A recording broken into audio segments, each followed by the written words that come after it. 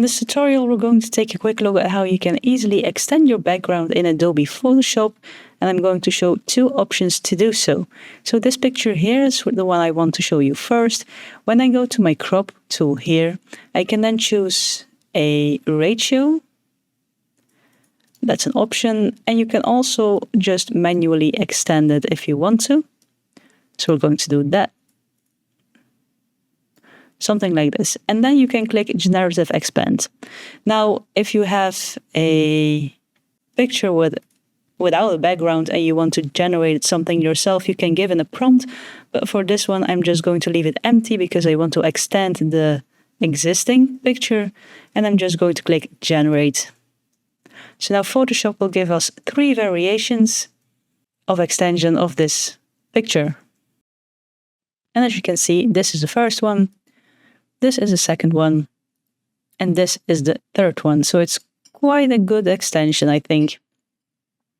But that's the first option you can use by using the crop tool and then selecting Extend Background. The other option you have is, for example, this one. I have a picture here and I want to have both the left side and the right side extended. So for this one, we're going to use our selection tool and select the part of the canvas that's empty and that we want to fill with the existing background, with an extension of the existing background of the picture. And then when you've selected it, you can click Generative Fill. And in this case, I want to leave the prompting empty because I want to have an extension of the existing picture, and then just click Generate. And here you will also get 3 variations you can choose from.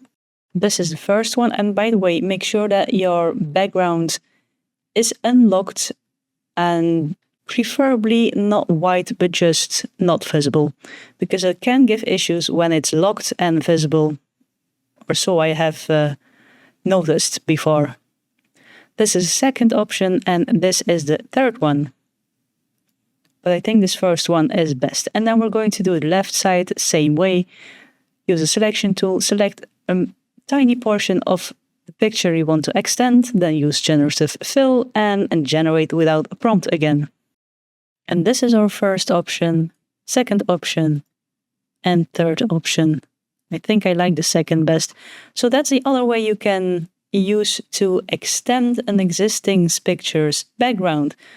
So with the selection tool and then just selecting the part that you want to extend with a tiny portion of the picture you want to extend included, or use the crop tool and the new extend background option. Like the video if you liked it, subscribe if you want to see more of my videos. And as always, thank you for watching, and I'll see you in the next one.